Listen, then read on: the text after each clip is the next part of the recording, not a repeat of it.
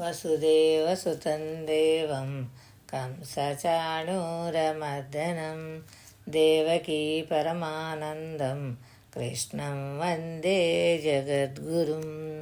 శ్రీమద్భగవద్గీత 234వ భాగము 11వ అధ్యాయము విశ్వరూప సందర్శన యోగము 33వ శ్లోకము.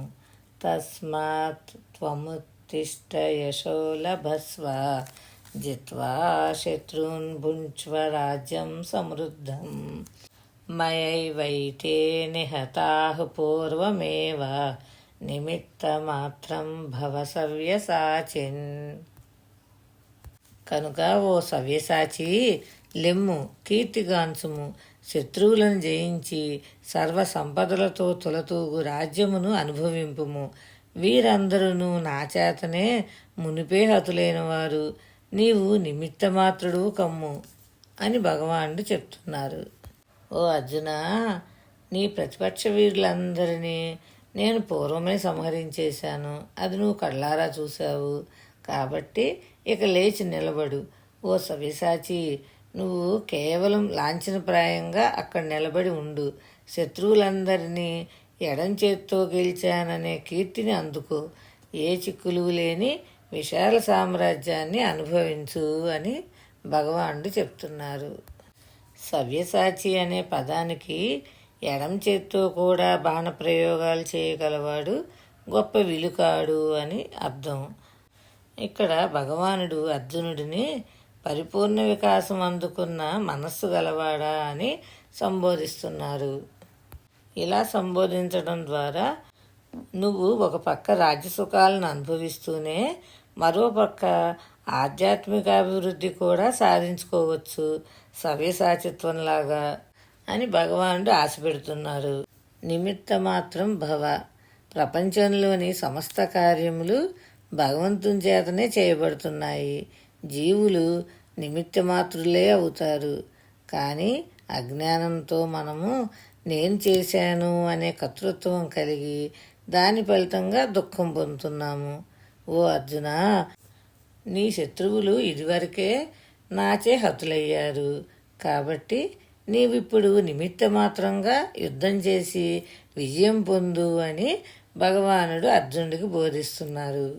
కాబట్టి సాధకుడు కర్తృత్వంను వదిలి అంతా భగవంతుడే చేస్తున్నాడనే భావించి లోక వ్యవహారంలో నిమిత్త మాత్రులై ఉండాలి అని తెలుస్తున్నది.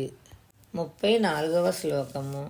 ద్రోణంచ భీష్మంచ జయద్రథంచ కర్ణం తథాన్యానపి యోధవీరాన్ మయా హతాంస్త్వం జహిమా వ్యతిష్ట యుధ్వస్వజేతాసి రణే సపత్నాన్.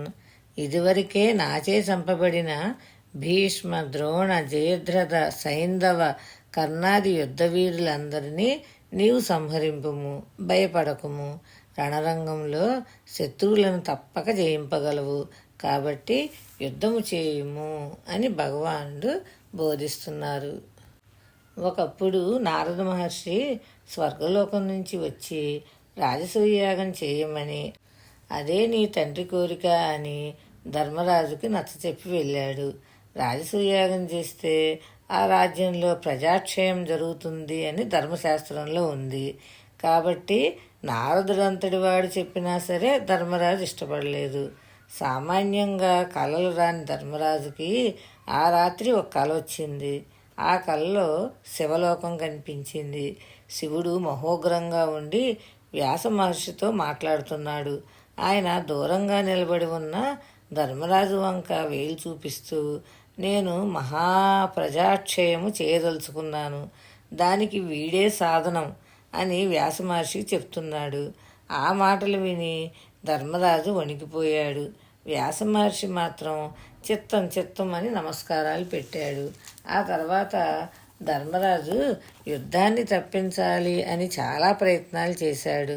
అందులో భాగంగానే జోదానికి ఒప్పుకొని ఆ జోదంలో తన రాజ్యం పోగొట్టేసుకున్నాడు. రాజ్యం పోతే యుద్ధం ఆగిపోతుంది అని ధర్మరాజు ఆశించాడు. కానీ శివ సంకల్పం వేరుగా ఉంది. ద్యోత సభలో ధర్మరాజు ఊహించని ఎన్నో సన్నివేశాలు జరిగాయి. పాండవులు వనవాసం చేయవలసి వచ్చింది. ఆ సమయంలో ఎందరో మహర్షులు తత్వబోధలు చేశారు. ఆ బోధనల ఫలితంగా ధర్మరాజులో అకర్తృత్వ భావన స్థిరపడిపోయింది. ఆ తర్వాత ఆయన ఏ కార్యాలు చేసినా అకర్తృత్వ నిష్ఠతోనే చేశారు. ఆ నిష్ఠకు అలనాటి స్వప్న దశలోని శివదర్శనం మూలబీజంగా నిలబడింది.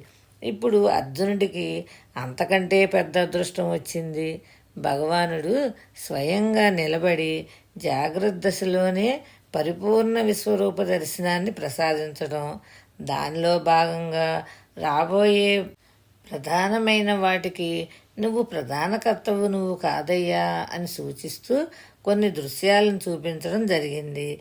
అందువలన అర్జునుడికి నేను కర్తను కాదు అనే విషయం రూఢైపోయింది. శుభం భూయాత్. శ్రీకృష్ణ చరణారవిందార్పణమస్తు. భగవద్ అనుగ్రహంతో మరికొంత భాగం రేపు తెలుసుకుందాం.